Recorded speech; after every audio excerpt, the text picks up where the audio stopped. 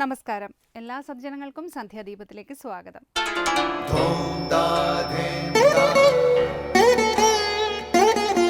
ശുഭം ഭവതു കല്യാണമായുസാരോഗ്യവർദ്ധനം സർവദുഃഖ വിനാശായ സന്ധ്യാദീപം നമോസ്തുതേ. നാമം ജപായനം പുണ്യം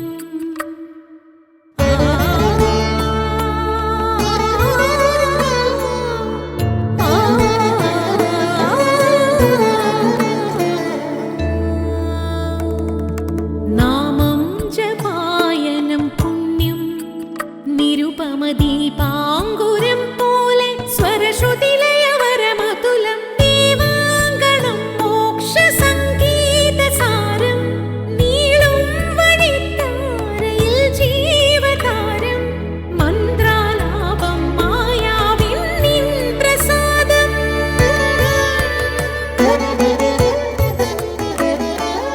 ഇരുൾ നീങ്ങിയുണരുന്ന തെളിനാളദീപം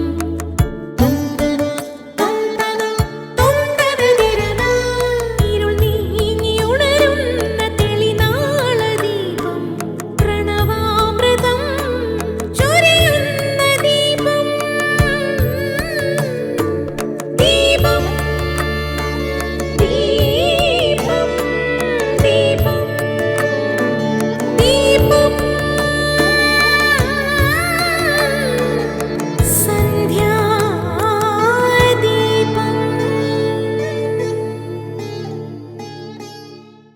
മനുഷ്യവർഗത്തിൻ്റെ മാത്രമല്ല, പ്രകൃതിയുടെയും സമസ്ത പ്രപഞ്ചത്തിൻ്റെയും സർവതോന്മുഖമായ ക്ഷേമത്തിന് വഴിതെളിക്കുന്ന മഹാമന്ത്രമാണ് ഗായത്രി.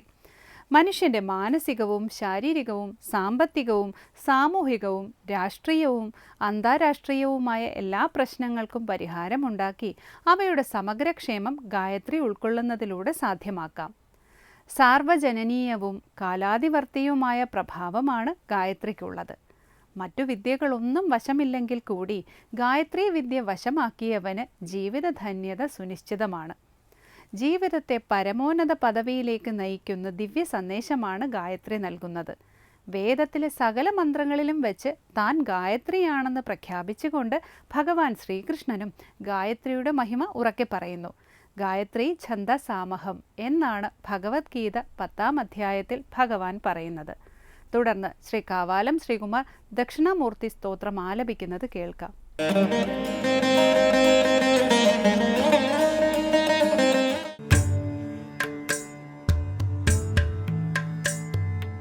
ഈശ്വരോ ഗുരുരാത്മേതി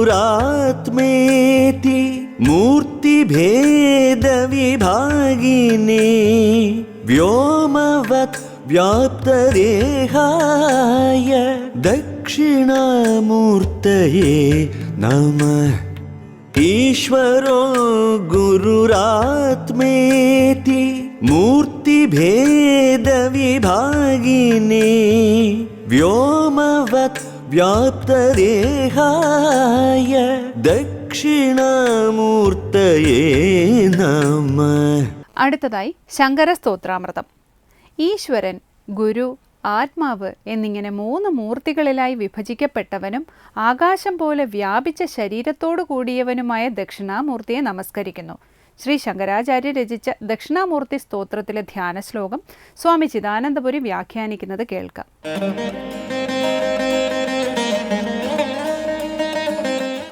ശങ്കരകൃതികളിൽ ശ്രീ ദക്ഷിണാമൂർത്തി സ്തോത്രം ആരംഭിക്കുകയാണ്. ദക്ഷിണാമൂർത്തി സങ്കല്പത്തെ നമുക്ക് ബോധിപ്പിക്കുന്ന ചില ധ്യാന ശ്ലോകങ്ങൾ നമ്മൾ ശ്രദ്ധിച്ചു. ഒടുവിൽ പറയുകയാണ്, ഓം നമ പ്രണവാർത്ഥായ ശുദ്ധജ്ഞാനൈകമൂർത്തയേ നിർമ്മലായ പ്രശാന്തായ ദക്ഷിണാമൂർത്തയേ നമഃ. ഓം പ്രണവാർത്ഥായ നമഃ. പ്രണവാർത്ഥനായിക്കൊണ്ട് നമസ്കാരം.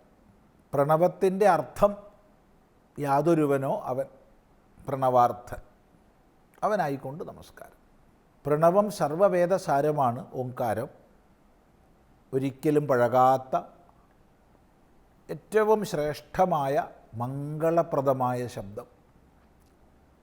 അതാണ് ഓംകാരം. അർത്ഥം ചിന്തിച്ചാലോ സമ്പൂർണമായ വേദസാരവും ഓംകാരത്തിൽ അന്തർഭവിക്കും. അങ്ങനെ സാക്ഷാൽ വേദസ്വരൂപനായ പ്രണവസ്വരൂപനായ ദക്ഷിണാമൂർത്തിക്കായിക്കൊണ്ട് നമസ്കാരം. എങ്ങനെയുള്ള ദക്ഷിണാമൂർത്തി എന്ന് വിശേഷിപ്പിക്കുകയാണ് ശുദ്ധജ്ഞാനൈകമൂർത്തയെ. ശുദ്ധമായ ജ്ഞാനം ഏകമൂർത്തിയായവൻ. കേവലജ്ഞാനം, ശുദ്ധം എപ്പോഴും കേവലഭാവത്തെ കാണിക്കുന്നു. കേവലം കലർപ്പില്ലാത്ത കേവലമായ ജ്ഞാനം, ജ്ഞാനസ്വരൂപം എന്നർത്ഥം. അങ്ങനെയുള്ള മൂർത്തിയായ ദക്ഷിണാമൂർത്തിക്ക് വീണ്ടും പറയുകയാണ് നിർമ്മലായ, അവിദ്യാദിമലം ലവലേശമില്ലാത്ത, അഴുക്കുകളില്ലാത്ത, പരിശുദ്ധനായ. അവിദ്യ തത്കാര്യങ്ങൾ, അജ്ഞാനവും അജ്ഞാനത്തിൻ്റെ കാര്യങ്ങളുമാണ് എല്ലാ മാലിന്യങ്ങളും. ആ മാലിന്യങ്ങളൊട്ടും സ്പർശിക്കാത്ത നിർമ്മലായ, പ്രശാന്തായ, സകല പ്രപഞ്ച വികൃതികളും പ്രശമിച്ച് തന്നിൽ താനായി കുടികൊള്ളുന്ന അങ്ങനെയുള്ള ദക്ഷിണാമൂർത്തിക്കായിക്കൊണ്ട് നമസ്കാരം. തുടർന്ന് ഈശ്വരോ ഗുരുരാത്മേതി മൂർത്തിഭേദവിഭാഗിനേ വ്യോമവദ്വ്യാപ്തദേഹായ ദക്ഷിണാമൂർത്തയേ നമഃ. ഈശ്വരഃ ഗുരുഃ ആത്മാ ഇതി മൂർത്തിഭേദവിഭാഗിനേ ദക്ഷിണാമൂർത്തയേ നമഃ. ദക്ഷിണാമൂർത്തിക്കായിക്കൊണ്ട് നമസ്കാരം. ദക്ഷിണനും അമൂർത്തിയുമായവൻ, അഥവാ ദക്ഷിണേ മൂർത്തി യസ്യ, രണ്ടർത്ഥവും നമ്മൾ ചിന്തിച്ചു.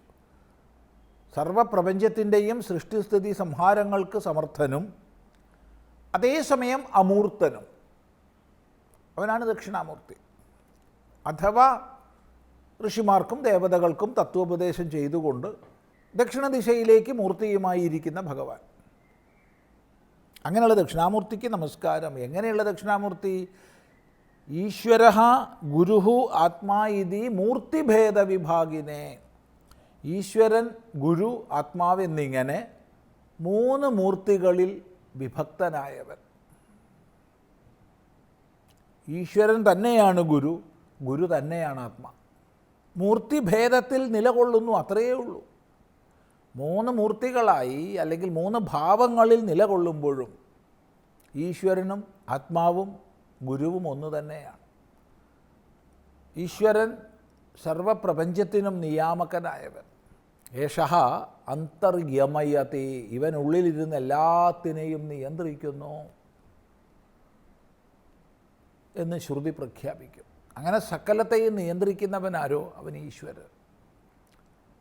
ആർക്കധീനമോ സൃഷ്ടിസ്ഥിതി സംഹാരങ്ങളെല്ലാം അവൻ ഈശ്വരൻ. ആ ഈശ്വരനെ നമ്മൾ ഗുരുവിൽ കാണുകയാണ്, ഗുരുവെ ഈശ്വരനിൽ കാണുകയാണ്. ഗുരു അജ്ഞാനാന്ധകാരത്തെ മുഴുവൻ നീക്കി നമ്മെ കേവലമായ ജ്ഞാനസ്വരൂപത്തിലേക്ക് ഉയർത്തുന്നവൻ തന്നെയാണ്. സകല ജീവജാലങ്ങളിലും ആത്മഭാവേന നിവസിക്കുന്നത്. സർവചരാചരങ്ങളിലും ആത്മാവായി, ഉണ്മയായി ഉണ്ടെന്നുള്ള ഭാവത്തെ ജനിപ്പിച്ചുകൊണ്ട് നിലകൊള്ളുന്ന സത്യം, അതാണ് ആത്മാ. ഈ മൂന്ന് ഭാവങ്ങളിലും ഒരുപോലെ നിലകൊള്ളുന്നവനായിക്കൊണ്ട് നമസ്കാരം. എങ്ങനെയുള്ളവനായിട്ട്? വ്യോമവദ് വ്യാപ്തദേഹായ. വ്യോമം പോലെ, വ്യോമം ആകാശം, ആകാശം പോലെ സർവവ്യാപിയായ ദേഹത്തോടൊത്തവൻ. ഇപ്പോൾ വാസ്തവത്തിൽ ആകാശം പോലെയാണോ? ആകാശം ഒരു ഭൂതമല്ലേ? ചോദ്യം. മറുപടി ശരിയാണ്, ആകാശം ഭൂതമാണ്. അതുകൊണ്ട് അതിനും പരിമിതിയുണ്ട്. എങ്കിലും നമുക്ക് ചിന്തിക്കാവുന്നതിൽ വെച്ച്, നമുക്ക് സങ്കല്പിക്കാവുന്നതിൽ വെച്ച് ഏറ്റവും സർവവ്യാപക ധർമ്മത്തോടു കൂടിയത് ആകാശമാണ്. അതും ഭൂതമാണെന്നുള്ളത് ശരി തന്നെ. അതുകൊണ്ട് സത്യം ആകാശത്തിനും ഉപരിയാണ്. എങ്കിലും സർവവ്യാപകതയെ സങ്കല്പിക്കാൻ മനുഷ്യനെ സംബന്ധിച്ച് ആകാശം പോലെ മറ്റൊന്ന് പറയാൻ കഴിയില്ല. വായുവായാലും അഗ്നിയായാലും ജലമായാലും ഭൂമിയായാലും ഒക്കെ ആകാശം പോലെ സർവവ്യാപക ധർമ്മത്തോടു കൂടിയതല്ല. അതുകൊണ്ട് ആകാശം ഭൂതമാണെങ്കിൽ പോലും നമ്മെ സംബന്ധിച്ച് സർവവ്യാപകതയെ ബോധിപ്പിക്കാൻ ഏറ്റവും ഉപയുക്തമാണ് ആകാശത്തിൻ്റെ ദൃഷ്ടാന്തം. അതുകൊണ്ടാണ് അത് സ്വീകരിക്കുന്നത്. അപ്പോൾ ആകാശം പോലെ വ്യാപിച്ച ദേഹത്തോടൊത്തവൻ. ഇവിടെ ജീവൻ്റെയും ഈശ്വരൻ്റെയും ഭേദം പറയുന്ന സമയത്ത് വ്യഷ്ടിക്ക് എപ്പോഴും, ജീവൻ എപ്പോഴും തൻ്റെ വ്യഷ്ടി ശരീരത്തിലാണ് അഭിമാനം. എങ്കിൽ ഈശ്വരന് സകല പ്രപഞ്ചത്തിലും അഭിമാനമാണ്. സമഷ്ടിരീശ സർവേഷാം സ്വാത്മതാദാത്മ്യവേദനാഥ് എന്ന് പറയും. അപ്പം സകല പ്രപഞ്ചത്തിലും തന്നെ ഞാനെന്നുള്ള ഭാവത്തോടു കൂടി ഈശ്വരൻ നിൽക്കുന്നുണ്ട്.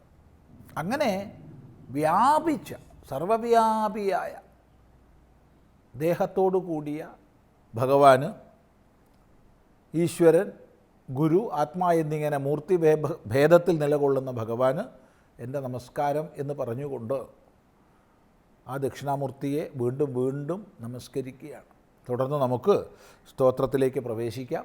അത് അടുത്ത പ്രാവശ്യം ആവട്ടെ.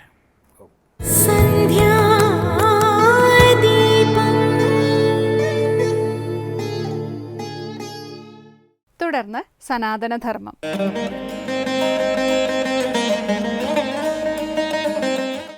ഓം നമോ ഭഗവതേ വാസുദേവായ. എല്ലാവർക്കും എൻ്റെ പ്രണാമം. ദൃഷ്ട്യാഹരോസ്യ ഭവതപദോ ഭുവേ ഭാരോവനീതസ്തവ ജന്മനേ ശിദുഃ ദിഷ്ടാങ്കിതം ത്വത്പദകൈ സുശോഭനൈർ ദ്രക്ഷ്യാമഗാംദ്യാം ച തവാനുകമ്പിതാം. ഹരേഹി. അല്ലയോ ദുഃഖങ്ങളെയൊക്കെ നശിപ്പിക്കുന്നവനായിരിക്കുന്ന ഭഗവാനെയാണ് ഹരേഹേ എന്ന് പറഞ്ഞിരിക്കുന്നത്. ഹരേഹേ, ദുഃഖങ്ങളെ നശിപ്പിക്കുന്നവനായിരിക്കുന്ന അല്ലയോ ഭഗവാനെ. ദൃഷ്ട്യാ, ഭാഗ്യത്താൽ, ഭവതഃ നിന്തിരുവടിയുടെ, പദഃ പാദത്തിൽ നിന്ന് ഉൽപ്പന്നമായിരിക്കുന്ന, അസ്യാഹ ഭുവഃ ഈ ഭൂമിയുടെ ഭാരം, ഭാരത്തെ, അതായത് ഭൂമിയുടെ ഭാരം എങ്ങനെ ഉണ്ടായി എന്നുള്ള കാര്യം ഇവിടെ ഓർമ്മിപ്പിക്കുകയാണ്. അധർമ്മം പെരുകി ധർമ്മത്തിൻ്റെ നാശം. അധർമ്മം പെരുകിക്കൊണ്ടിരിക്കുകയും ധർമ്മം നശിക്കുകയും ചെയ്യുമ്പോഴാണ് ഭൂമിയിൽ ഭാരം ഉണ്ടാകുന്നത്.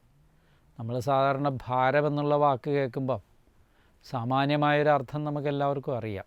ഭാരം എന്ന് പറഞ്ഞാൽ തലയിലൊരു ഭാരം എന്ന്. അല്ലാതെ നമ്മൾ ചിലപ്പം പറയാറുണ്ട് ഭാരം. എപ്പോഴാണ്?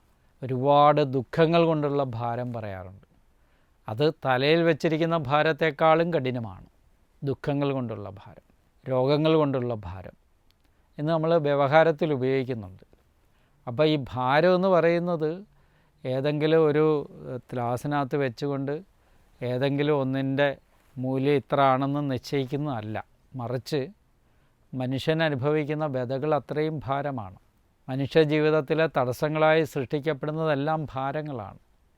ഈ ഭൂമി ഭാരമെന്ന് പറയുമ്പോൾ അധർമ്മത്തിൻ്റെ ഭാരമാണ് ഇവിടെ പ്രതിദാനം ചെയ്യുന്നത്. അധർമ്മത്തിൻ്റെ ഭാരം കൊണ്ടാണ് ഭൂമിദേവി ഇവിടെ ഭഗവാന്റെ മുമ്പിൽ വന്ന് സങ്കടം പറയുന്നത്. ഇപ്പം വലിയൊരു ഭാരം നമ്മുടെ നാട്ടിൽ നടന്നുകൊണ്ടിരിക്കുക. എന്താണ്? അത്യുഷ്ണം.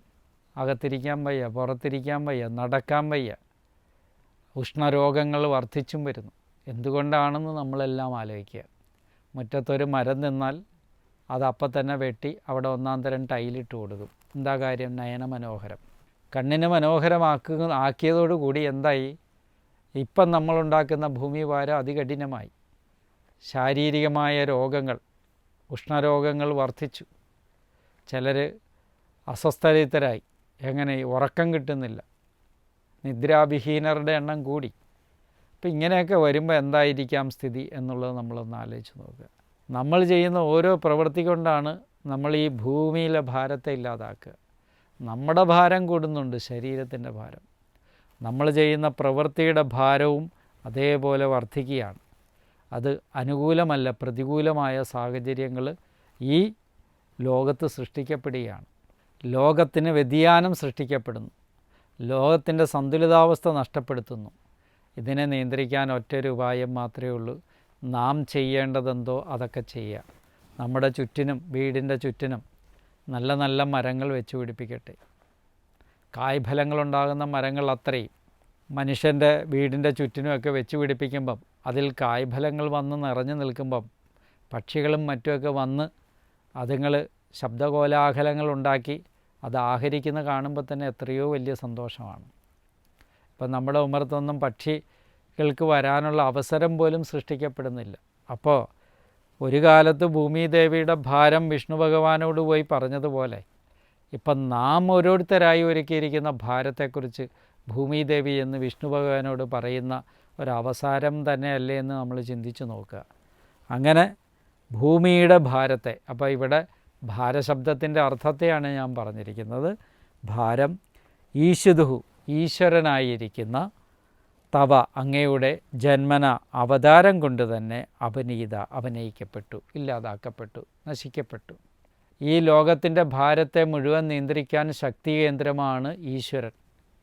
ആ ഭഗവാൻ അവതരിക്കുമ്പോഴാണ് നിങ്ങളുടെ മനസ്സിലുള്ള ദോഷങ്ങളും പ്രപഞ്ചത്തിലുള്ള ദോഷങ്ങളും പക്ഷിമൃഗാദികളിലുള്ള വൈരുദ്ധ്യങ്ങളുമെല്ലാം മാറിപ്പോകുന്നതെന്ന് ഇനി വരുന്ന ഭാഗത്ത് ഭഗവാന്റെ അവതാരം വരുന്ന സമയത്ത് വളരെ സ്പഷ്ടമായിട്ട് ഭാഗവത് ഇത് പറയുന്നുണ്ട്.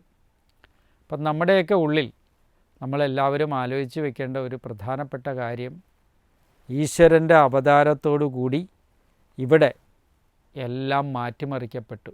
മനുഷ്യന് സങ്കടങ്ങളൊന്നുമില്ലാതെ ദുഃഖങ്ങളൊന്നുമില്ലാത്ത ഒരവസ്ഥ ഉണ്ടാക്കപ്പെട്ടു എന്ന് ദേവന്മാർ ഭഗവാനോട് പറയുക. അങ്ങനെ അവതരിച്ചു കഴിഞ്ഞാൽ ദൃഷ്ട്യാ ഭദ്രം സുശോഭനൈഹി, ഏറ്റവും ശോഭനങ്ങളായ ത്വത്പദകൈഹി, അങ്ങയുടെ പാദങ്ങൾ കാലടികളാൽ അങ്കിതം അടയാളപ്പെട്ടതായിട്ട്, അനുകമ്പിതാം ദയാ വിചാരിക്കപ്പെട്ടതായിട്ടും, ഗാം ഭൂമിയെയും ദ്യാം ച സ്വർഗത്തെയും ദ്രക്ഷ്യാമ ഞങ്ങൾ കാണുന്നു. ഈ ഭൂമി മാത്രമല്ല, സ്വർഗവും പാതാളവും നരകവും എല്ലായിടത്തും ഭഗവാന്റെ അവതാരം ഭൂമിയിലാണ് ഉണ്ടാകുന്നതെങ്കിൽ കൂടിയും സർവത്ര എല്ലായിടത്തും ഭഗവത് അനുഗ്രഹം ഉണ്ടായി തന്നെ വരും. ഭഗവാന്റെ അനുഗ്രഹം ഉണ്ടായി അവിടെയുള്ള മനുഷ്യരെല്ലാവരും സന്തോഷമുള്ളവരായിത്തീരും. അവിടെ ഉള്ളവർക്കെല്ലാം ആനന്ദം ലഭിക്കും. അവിടെ അങ്ങോട്ടും ഇങ്ങോട്ടും ആർക്കും ക്ലേശങ്ങളൊന്നും ഉണ്ടാകുകയില്ല എന്ന് അർത്ഥം. അപ്പോൾ ഈ ഒരു കാര്യം എല്ലാവരും മനസ്സിൽ വിചാരിക്കുക. വീട്ടിലെ അനർത്ഥങ്ങൾ ഒഴിവാക്കാൻ, മനസ്സിൻ്റെ ഐക്യത സൃഷ്ടിക്കുവാൻ, മനസ്സ് ഏത് പ്രതികൂല സാഹചര്യത്തിലും ഈശ്വരാർപ്പണ ബുദ്ധിയോടുകൂടി ജീവിക്കുവാൻ, മനസ്സിൽ നന്മ വളരുവാൻ നമ്മൾ ഓരോരുത്തരും ചെയ്യുന്ന പ്രവൃത്തി തന്നെയാണ് അതിൻ്റെ കാരണമെന്ന് മനസ്സിലാക്കിക്കൊണ്ട് ആ പ്രവൃത്തിയെ സംശുദ്ധീകരിക്കുക എന്നുള്ള പ്രക്രിയ ഈശ്വര നാമജപത്താലും ഈശ്വര മാഹാത്മ്യത്തെ കേൾക്കുന്നതിനാലും എല്ലാവർക്കും സാധിക്കുന്നതാണ്. അതുകൊണ്ട് ഈശ്വര മാഹാത്മ്യത്തോടുകൂടി ഭഗവാന്റെ അവതാരത്തിന് മുമ്പ് ദേവന്മാർ സ്തുതിക്കപ്പെടുന്ന ഈ ഭാഗം സശ്രദ്ധയോടുകൂടി കേട്ടാൽ വരാൻ പോകുന്ന ദിനങ്ങളിൽ ഭഗവത് അവതാരം ഉണ്ടാകുമ്പോൾ അത് അവതാരം പുസ്തകത്തിലല്ല, പറയുന്ന ആളിലല്ല, നമ്മുടെ മനസ്സിലാണെന്നുള്ള കാര്യം ഓർമ്മപ്പെടുത്തുകയാണ്. എല്ലാവരുടെയും മനസ്സിൽ നിറയട്ടെ ഭക്തി, ഈശ്വരനോടുള്ള എല്ലാവരുടെയും മനസ്സിൽ നന്മയും വളരട്ടെ, പ്രകൃതിയും നമ്മളോട് ഒരിക്കലും ക്ഷോഭിക്കാതിരിക്കട്ടെ, നമ്മളോട് അനുകൂലമായി തീരട്ടെ എന്ന് പ്രാർത്ഥിക്കുന്നു. നമസ്കാരം.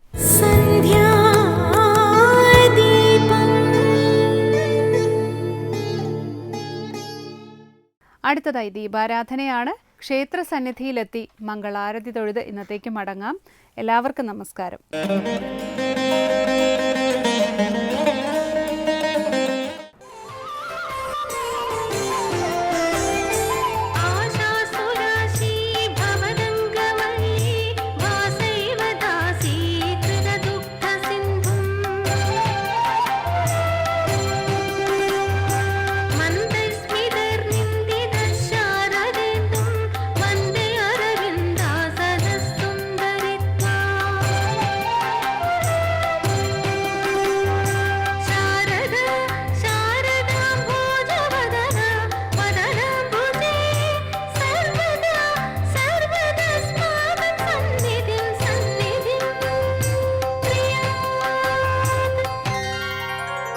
सरस्वतीं च तां नौमि वागधिष्ठातृदेवता